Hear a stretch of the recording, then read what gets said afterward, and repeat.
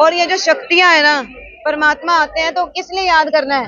ये शक्तियां हमें प्रदान करते हैं जो आज के समाज में हमें बहुत जरूरी है। वो शक्तियां कौन सी हैं? सहन करने की शक्ति चाहिए, परिवार को सहयोग के लिए सहन करने की शक्ति चाहिए, समाने की शक्ति चाहिए, आज जो बच्चों में बहुत कम होती जा रही है। समाने की शक्ति, फिर बंदा परखने की शक्ति, अगर सफलता चाहिए तो बंदा परखना आना चाहिए, अगर हमें सफलता किसी भी क्षेत्र में चाहिए।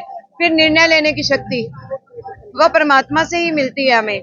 फिर सामना करने की शक्ति, मुश्किलें भी आएंगी आगे बढ़ने में, तो उसके बाद सहयोग की शक्ति, क्योंकि जब हमारे अंदर ये शक्तियां आएंगी तो हमें ऑटोमेटिकली सबका सहयोग मिलने लग जाएगा। फिर है संकीर्ण करने की शक्ति, मीन्स कोई सी चीज के लिए या तो विस्तार में भी जा सकते हैं, और कोई हमें, जैसे मैंने ज्ञान सुनाया तो सर ने, भैया ने क्या कहा, समेट लो। तो हमारे अंदर वो शक्ति होनी चाहिए कि हम जब चाहे समेट सकते हैं। ओम शांति। शुक्रिया। भगवान है, मगर भगवान कहते कि मैं तुम्हारा बाप हूँ, परम पिता, पिता का मतलब बाप हूँ। मैं कभी अपने बच्चों को दुख दूंगा? दुख आत्मा को अपने कर्मों के हिसाब से होते हैं। जब आत्माओं की शक्ति कम होती है ना, तब आत्मा बुरे कर्म करती है, उसे अच्छाई और बुराई में अंतर नहीं पता चलता। शक्ति बढ़ाने का तरीका है उसको याद, मगर उसको कहते हैं मुझे पहचान के साथ याद करो, क्योंकि मैं परम पिता परमात्मा हूँ, निराकार हूँ। मुझे ज्ञान से ही पहचान सकते हो। मैं आता हूँ तो दिव्य दृष्टि प्रदान करता हूँ। दिव्य दृष्टि में आत्मा के अंदर शक्ति जागृत करता हूँ, ताकि वो परमात्मा को अपने पिता को पहचान सके। फिर परमात्मा कहते हैं कि मैं जन्म मरण से न्यारा हूँ। वो जन्म मरण में नहीं आता, अगर जन्म मरण में आए तो हमारी जैसी शक्तिहीन हो जाए, फिर हम शक्तियां किससे लें, है ना। मगर परमात्मा कहते हैं कि मैं ब्रह्मा तन में आता हूँ, क्योंकि मैं साधारण तन में आऊंगा। किसी साधु सन्यासी देखो कितने साधारण है, अब कहेंगे किसमें क्यों, क्योंकि परमात्मा ये बताते हैं कि ड्रामा में नूंद है कि मैं इसी के तन में आधार लूंगा। अगर मैं किसी साधु सन्यासी का, किसी बड़े बड़े जो मिनिस्टर बैठे हैं, किसी के भी तन का आधार ले लूं तो लाइनें लग जाएं, कोई मुझे खरीद के ही ले जाए। मुझे कोर्टों में कोई और कोई में भी कोई पहचान सकता है, और मैं जो हूँ जैसा हूँ मुझे याद करोगे तभी भी कर्म विनाश होंगे। तो हर एक आत्मा को पहचानने के लिए जो दिव्य दृष्टि है वो परमात्मा देता है, तभी हम उसको पहचान सकते हैं। और फिर हमारा इसको याद करने का उद्देश्य क्या है? परमात्मा को, है ना। परमात्मा हमें ये जीवन देता है। जैसे जैसे हमारे विकर्म विनाश होंगे, आत्माओं के अंदर शक्ति बढ़ेगी, तो शक्ति से ये सारी चीजें हमारे जीवन में आएंगी और हमारा जीवन इतना सुखमय हो जाएगा। क्योंकि भारत के लिए कहते हैं कि वहां पे हर नर नारायण और हर नारी लक्ष्मी, इसका उच्चारण किया जाता है ना, तो वो भारत देश की धरती है, और जहाँ परमात्मा शिव आते हैं। किसी और देश में शिव जयंती मनाते हैं? भारत में क्यों मनाते हैं? और दुनिया हमारे भारत को ही क्यों भी भगवान के नाम कभी कभी याद करना हो भगवान को, तो सारी दुनिया भारत की तरफ देखती है ना। क्यों देखती है? क्योंकि परमात्मा का जो स्थान है आने का, वो केवल भारत ही है, इसलिए भारत विशेष है। यह भी अविनाशी धरती है, इसका कभी विनाश नहीं होता। हिंदू तो हर जगह मनाते हैं जी। क्या है? कौन तो वह है? तो भारत के ही ना, तभी मनाते हैं, भारत से गए हैं इसलिए मनाते हैं ना। उसके बाद हम लोग कह देते हैं सतयुग की आयु बहुत लंबी, कलयुग तो अभी बहुत पड़ा है। शास्त्र साधु सन्यासी क्या कहते हैं? कलयुग बहुत पड़ा है।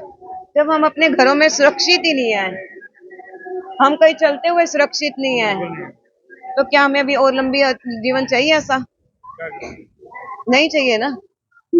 तो उसमें ये 4 युग होते हैं, चारों युगों की आयु बराबर होती है, क्योंकि हम स्वास्तिक बनाते हैं।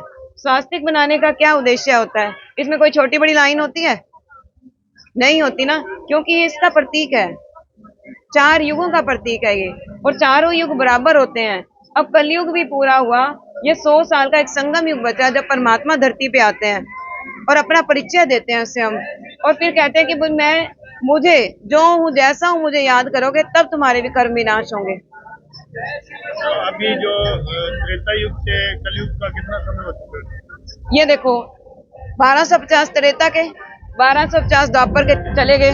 अगर आपको तो पतित को पावन बनाने वाला परम पिता परमात्मा शिव ही है। अब फिर दूसरा हम कहते हैं शरीर यही रह जाएगा और तुम आत्मा इस शरीर को छोड़ के वापस अपने घर जाओगी तो परम धाम ही जाओगी। इसलिए मुझे याद करो। मगर मुझे याद कैसे करोगे? मुझे मेरी पहचान से याद करोगे। जो ये ज्ञान सुना रहा हूँ इसी ज्ञान से ही मुझे पहचान सकते हो।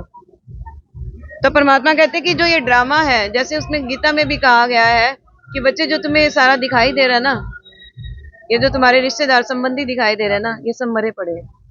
तो वास्तविक सत्य कौन है? ऐसी कौन सी शक्ति है जो कभी मरती नहीं? वो आत्मा ही एक ऐसी शक्ति है जो एक शरीर छोड़ दूसरा लेती है, जो कभी मरती नहीं, समाप्त नहीं होती। क्या वो शरीर आत्मा अजर अमर विनाशी है। मर जाता है शरीर, आत्मा जब नया शरीर धारण करती है तो क्या वास्तव में उसे मानव शरीर ही दोबारा मिलता है? हाँ, मानव शरीर ही दोबारा मिलेगा। इसका भी प्रूफ है क्योंकि सारा यहाँ साइंटिफिक सिस्टम से चलता है।